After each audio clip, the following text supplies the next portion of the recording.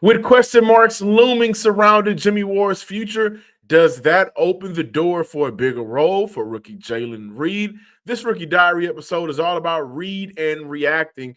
So stay locked in on today's Locked On Texans podcast.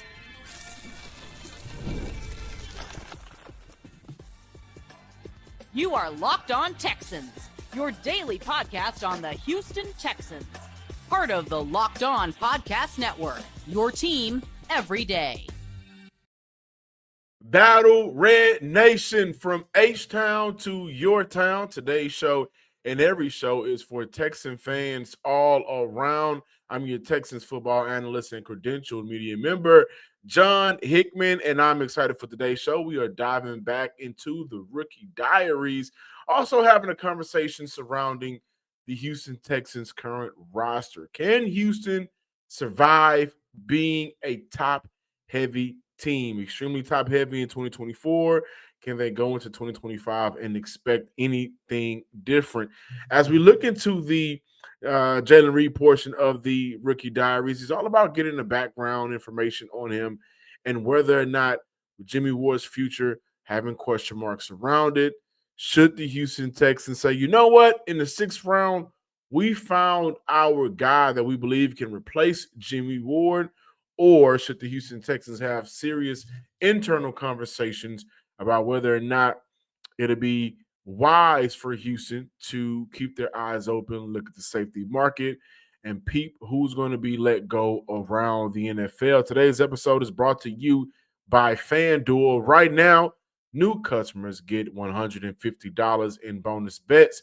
Win your first $5 bet wins. I'm super excited for today's podcast. And so, without further ado, it's time to dive into a little bit of background information on Jaylen Reed. The Houston Texans drafted, what was it, 3 Jaylens in 2025. They got a couple of Jaylens. They got about 4 Jaylens on the roster right now. And so obviously they have a type. But Jaylen Reed played under long-term college defensive coaches Manny Diaz and also Tom Allen. Anthony Poindexter was his safety coach at Penn State. Guys, he improved each season at Penn State. Freshman year, 8 games in reserve role, 6 tackles, 2022. Sophomore year, 13 games, 31 tackles, 2 TFLs, 3 pass breakups. Junior year, started all 13 games, led with 46 tackles, 4 TFLs, 1 sack, 2 interceptions, also received all Big Ten honorable mention. But his senior year is where he really set everything on fire. 98 total tackles, 3 interceptions, including a pick 6 versus Wisconsin, 2.5 sacks, earned second team all Big Ten. Everything went right for him. The only thing that probably would change is he would probably go ahead and burn that Oregon tape where PFF accounted him for 4 TDs allowed. He doesn't have issues with missed tackles. 16 in 2024, tied for 44th in the nation for safeties, 13th in the nation in total yak yards allowed in 2024. Also, and this is where it gets a little bit concerning for me, allowed a 84% target completion rate. Reed is aggressive. He will hit you. He can make an offensive player feel that hit, but he also can get caught lacking, which will allow big plays on the back end of the defense. What plays into his favor is when he does get caught lacking, it isn't necessarily due to, because he's falling for the eyes or any tricks from the quarterback. Like the quarterback isn't moving him with his eyes a lot. It's really just missed tackles. Also, and also for him, it struggles in man coverage, being out of position on his own doing, not necessarily from anything special that the quarterback is doing, any of the opposing quarterbacks are doing. So good coaching can solve this. We know that Houston has a good coaching staff, great coaching staff, especially on the defensive side of the ball. All offseason, a lot of the question marks that we've had: offense. Defensively, Matt Berg, D'Amico Ryans, of course, Dino Vasso, Steven Adakoge, Raw Wright, defensive line coach. Like those guys are great coaches. And we've seen them get whoever they are blessed with the coach, and they've been able to coach those guys up. And so super excited to see, how can the rookie Reed come into this room here in Houston in that safety room and learn from guys like CJ Gardner-Johnson and also sophomore safety Kalen Bullock. He's also a very versatile safety who showed his versatility and how his versatility can impact the game this past season. Ran a 4.49 40. He's very good in terms of being a downhill tackler, making plays in the box isn't a concern of mine.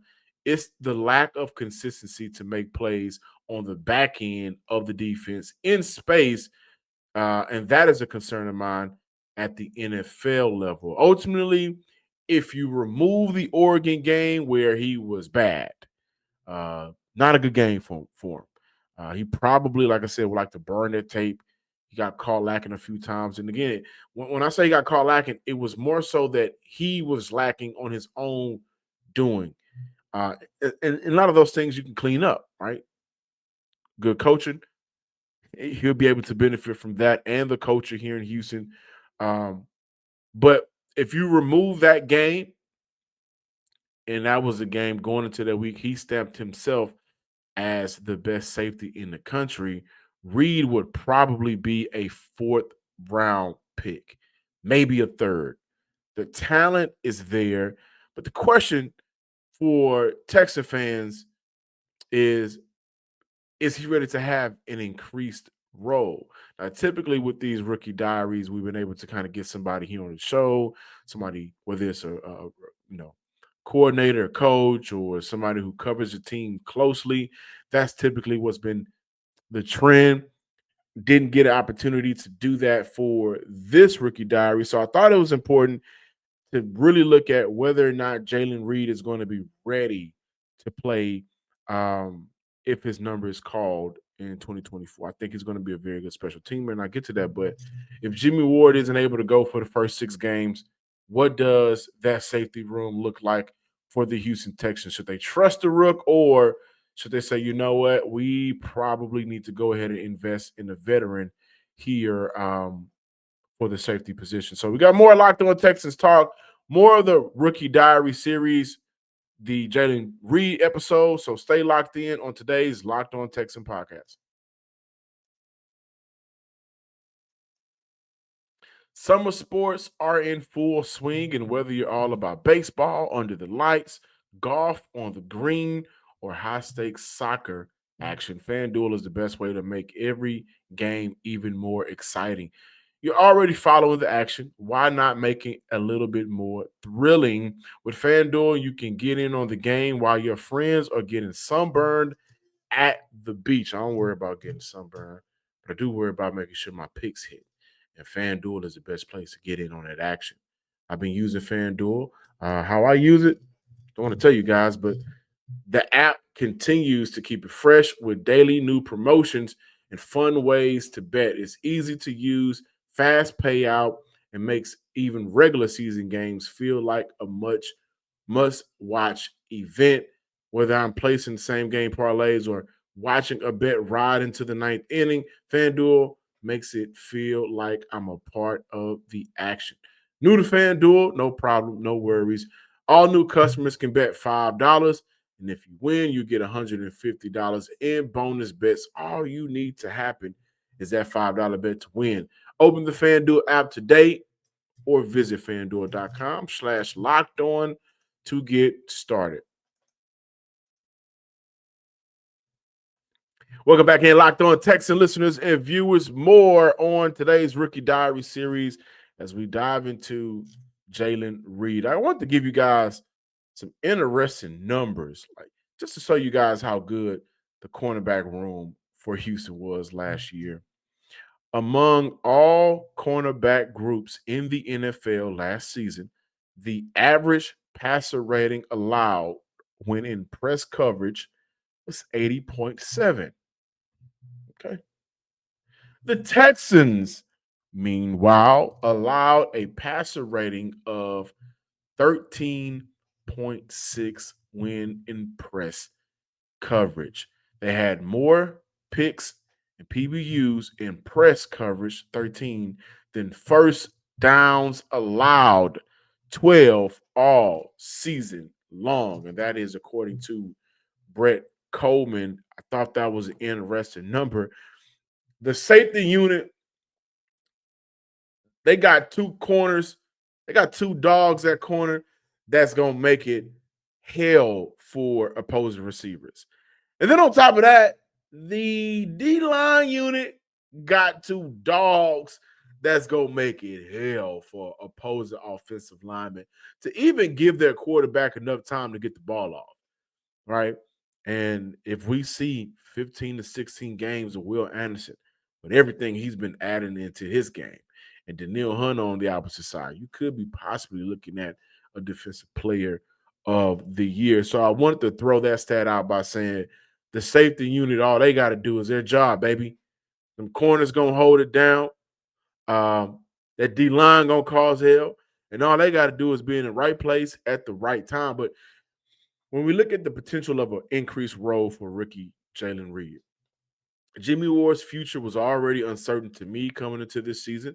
I thought his age plays a factor into whether or not the Houston Texans was going to decide to keep him. This was before the legal issues. Again, not going to get into. You guys can look into that for yourself. Age, missed games. I think the number was the last two seasons he's missed a combined 14 games. And that has hurt Houston. He's a guy that they trust out there, and the Houston Texans didn't necessarily do a good job of consistently having backup for him. And I can't wait to talk about that a little bit later. But Houston doesn't gain much in cutting him. It'll be a dead cap hit of $4.6 million and cap savings of a little over $1 million. So it's not necessarily a gain there. It'll just be thank you for your services. We're moving on. The Texans depth chart currently looks like C.J. Gardner-Johnson, Kalen Bullock. Those are the two starters. Rookie Jaylen Reed. He's the reason why we're doing today's show. Jimmie Ward, as of now. MJ Stewart, who plays some good football for Houston whenever he's in the game in a reserve role, right? But we know that he needs to be in that reserve role. And Russ Yeast. It's a big question mark, right? Houston has $15 million in salary cap, somewhere close to that number. And it is still some pretty good options available. So the question is, does Houston roll with the rook or seek veteran backup? This is why I do this rookie diary series. Now, typically we've talked with somebody and they give their insight on the player. I gave you guys a little bit of insight, but because of the situation surrounding the depth of the safety room, I thought it was important to pivot to, okay, what does an increased role look like for the rookie? Should Houston even go that route? For me, it's going to get you some veteran backup help. I think we can agree. This is, at the very least, a team with a Super Bowl defense. Period. I don't even want to get into, do I believe this is a Super Bowl team? I think it's fair to say, with the question marks on the offensive side of the ball, we can hold off on saying a Super Bowl team. This is a Super Bowl defense. And having a Super Bowl defense and having a franchise quarterback, a young franchise quarterback, and having a Nico Collins, that at the very least puts this team in Super Bowl contending window. It's the type of year for Houston. And though the conversation isn't surrounding a starter, I'm not talking about a starter safety. I'm not. And this is a team that hasn't had the best of next man up luck, except for maybe the D line. Like, I don't not trust the coaching staff, Stephen Atakoge. He's done a good job of coaching his unit. But when I look at what Reed brings, his strengths and weaknesses, he isn't ready to be 100% trusted to man the back end of the defense, even in a reserve role. I don't think so, guys. And I want to say this. The importance of this conversation is What if it all falls down? Sing it with me. Who can you run to? 2024, it all fell down offensively. Wide receiver room, it fell down. Who were the Texans able to run to? It was John Mechie. It was Jerry Wayne. It was Xavier Hutchinson. And at times, Robert Woods, the vet. Those guys did not raise the floor. Those guys, as a matter of fact, to be real, they were not able to sustain the floor. So depth is a real concern for this team, and it needs to be if you are creating a Super Bowl team. Um, Jalen Petrie is already the nickel box starter, so he's going to be down there, man in the box. And a lot of scouts, when Jaylen Reed came out, a lot of scouts, and even from my own eye film test, he excels in the box. That's where he excels. But you got Miles Bryant, he's a backup nickel. I like Reed a lot. I think he's going to be a playmaker on special teams in year one. Seriously. Like, I think Frank Ross is going to get his hands on him and say, hey, thank you for everything that you've done over there in your safety drills. But right now, when we get to special teams, I got a role for you. I think he can be a baller on special teams. And I'm being serious about that. I could be overreacting, but it doesn't feel like he'd be ready for any big moments if and when his name is called to cover deep. And so that leads me to believe, like, hey, Houston, go do what you need to do. Houston is in a position to be one of the top defenses in the NFL and one of the best secondary, if not the best secondary in the NFL. And to do that, I believe you need fullness and depth. I also believe in righting your wrongs. I saw what happened when this team missed out on starters, when starters went down. I saw what happened. We saw it, right? And I think offensively, they've done a good job of moving away from some of their bad habits. But for a team perspective, you got to make sure that when that next man is ready, he's going to be ready when that number is called. I think you need fullness. I think you need depth. I also believe that Jaylen Reed's real contribution to this team is a season or two away. And is that potential down the road worth neglecting getting the best available backup to cover all of your bases? If I'm Nick Caserio, the answer is no. If you can spend a vet minimum on Damon Arnett, surely they can find solid depth for the safety position. Of course, this is all dependent on Jimmie Ward's future, but I also came into this offseason believing before everything that this could be the last year Jimmie Ward suits up for the Houston Texans. Last year was probably the last year we saw Jimmie Ward suit up for the Houston Texans. There's some guys on the market right now. Just to throw out some names, Marcus Williams. Justin Simmons is still out there on the market, but also he'd probably be trying to compete for a starter role. Jordan Whitehead, Julian Blackmon, Quandre Diggs, Chuck Clark, Jordan Poyer. Some guys out there. And some of those guys may be more so a name, Marcus May, John Johnson. But for the Houston Texans, is there a deal out there worth having to make sure that you cover all your bases with the secondary, and especially at the safety position? I think so. So I think for the Houston Texans, it'd be smart to make sure that they keep their eyes open. For Houston, it isn't just the safety position, but depth in general, though. Is this roster good enough now, and is Houston leaving themselves open to make an in-season upgrade? We're going to dive into, can the Houston Texans survive being a top-heavy team? We got more Locked On Texans on the way, so stay locked in on today's Locked On Texans. Thank you for making Locked On Texans your first listen of the day. For your second listen, check out Locked On NFL Scouting. Training camp is getting closer and closer, guys. Moves are still being made. Host Kyle Krabs and Joe Marino will make you the most informed NFL fan this offseason. Find Locked On NFL Scouting on YouTube or wherever you listen to your podcast. Before we get out of here, as I mentioned, the Texans have somewhere around $15 million in salary cap. The roster, I think, as it currently stands, we'll see from July 22nd, when training camp kicks off, until maybe towards the end of preseason, We'll start seeing a lot of guys, and this is I kind of hate how the NFL does it now, where there's like one big day, and I think the number is over 1,000. 32 teams. The cut down, the cut down have to get down to 53. I think in a matter of like 2 days. You're going to see a lot of unemployed players.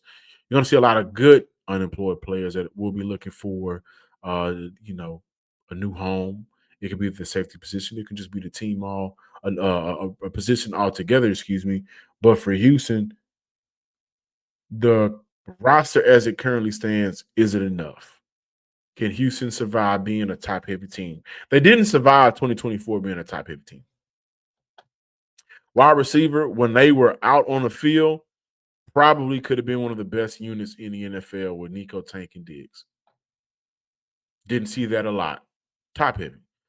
Um, Cornerback, top heavy. This team, and I'm just a believer in this altogether. This team can really do themselves a good service by playing the patient game. Again, a blessing for Houston this year is an early bye week.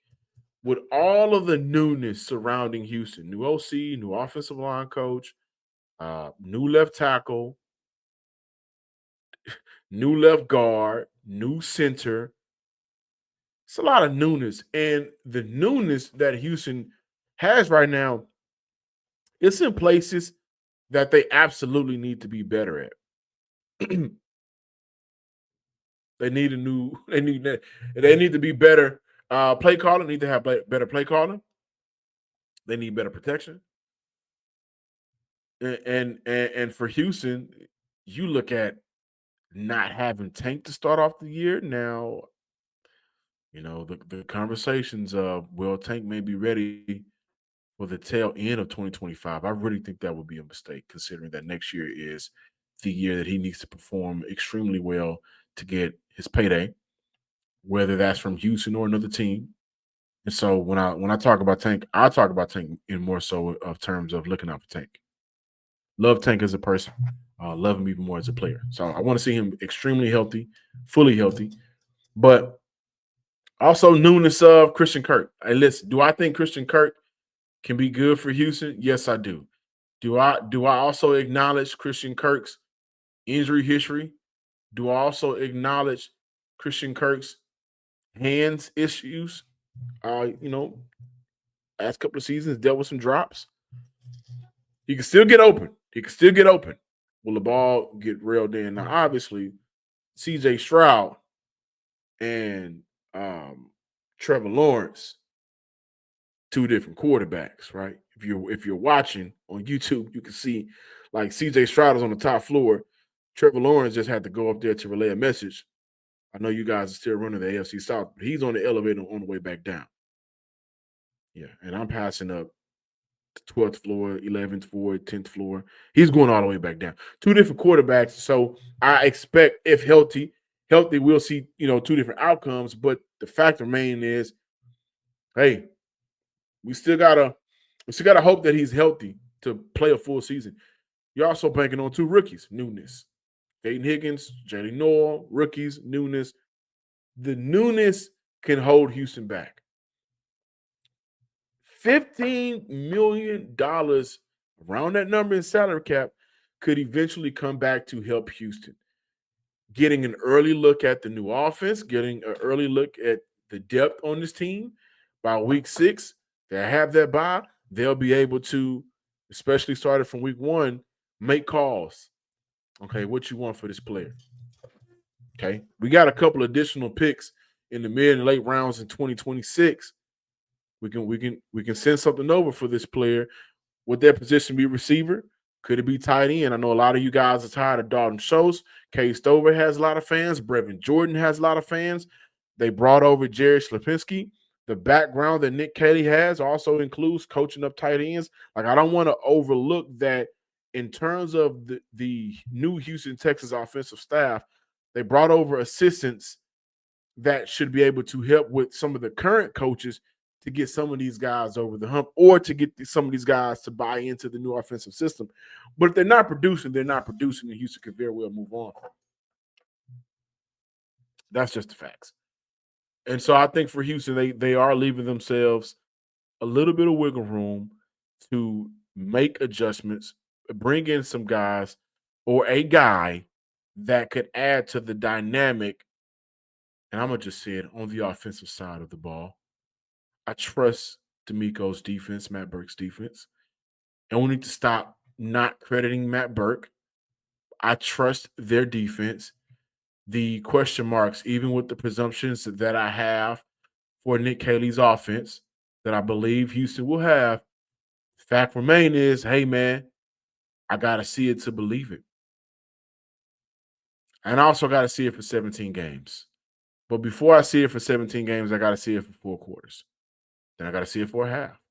Then I got to see it when teams and defenses create adversity by adjusting to the game plan. Now, we've heard time and time again Nick Caley say, we're going to play into the strengths of our players, which is great. But having additional salary cap, having the additional money, and operating in, I'm not going to say desperation mode, but I am going to say in somewhat of a Super Bowl or bust mode, gives Houston the flexibility to go get a player that it don't matter what you throw out there, that player can make a play. It don't matter what defense, it don't matter what shell coverage, it don't matter. We have a player that when they line up for us, CJ knows how to get him the ball, and they can make a play. And that's what additional money does for the Houston Texans and the offense. So Houston cannot survive being a top-heavy team, and I think it will behoove the Houston Texans to go out there and just keep scouting the market, scouting guys who are already free agents, staying in touch with their agents, and man, just stay ready. We like you. Just stay ready. Calling around the other 31 teams. Hey, just want to, check in and how do you feel about this player? Would not hurt. Thank y'all for staying locked in on today's Locked On Texas podcast. Hopefully you enjoyed this edition of the Rookie Diary series. Let me know, excuse me, how you feel about Jaylen Reed in the comments. Do you believe that he will be ready to play if his number is called upon? Because Jimmie Ward will not be available potentially for the full year, potentially for 6 games. We'll see how that situation plays out. Follow me on Twitter at John_Hickman12. Also, subscribe, like, and comment to the YouTube page, Locked On Texans. Until next time, ladies and gents, Bulls on parade. Let's have a great week.